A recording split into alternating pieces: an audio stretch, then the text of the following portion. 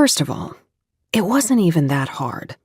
The way they went on, all those writers, so incessantly, so dramatically, they might have been going down the mines on all fours with a plastic spoon clenched between their teeth to loosen the diamonds, or wading in raw sewage to find the leak in the septic line, or running into burning buildings with 45 pounds of equipment on their backs.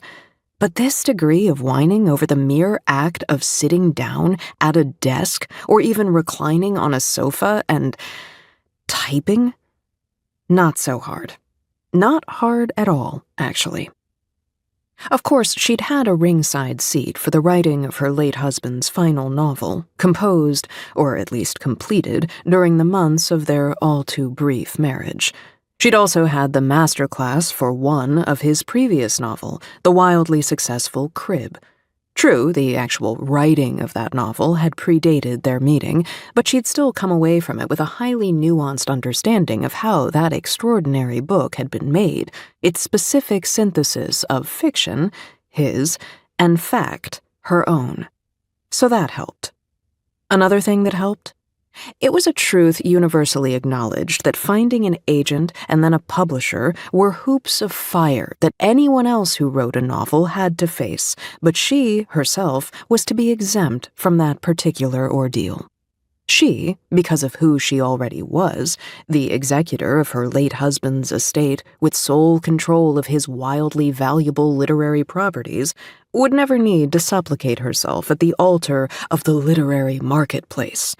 She could simply step through those hoops to effective, prestigious representation and the Rolls-Royce of publishing experiences, thanks to Matilda, her late husband's agent, and Wendy, his editor, two women who happened to be at the apex of their respective professions.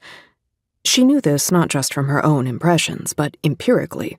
A certain disgruntled writer had taken revenge on the publishing monde by ranking every editor and agent from apex to nadir on his website and making public their email addresses, and even people who thought him otherwise demented admitted that his judgment in these matters was accurate. Having Matilda and Wendy was an incalculable advantage. The two women knew everything there was to know about books, not only how to make them better, but how to make them sell. And she, personally, had zero interest in writing a novel if it wasn't going to sell like that other novel, the one nominally written by her late husband, Jake Bonner, though with certain unacknowledged assistance. Initially, she'd had no more intention of writing a novel than she had, say, of starting a fashion line or a career as a DJ. She did read books, of course, she always had, but she read them in the same way she shopped for groceries, with the same practicalities and, until recently, eye on the budget. For years, she had read 3 or 4 books a week for her job producing the local radio show of a Seattle misogynist, dutifully making notes and pulling the most sensational quotes, preparing Randy, her boss, to sound like he'd done the bare minimum to prepare for his interviews. Political memoirs, sports memoirs, celebrity memoirs, true crime, local chef cookbooks, and yes, the rare novel, but only if there was some kind of a TV tie-in or a Seattle connection.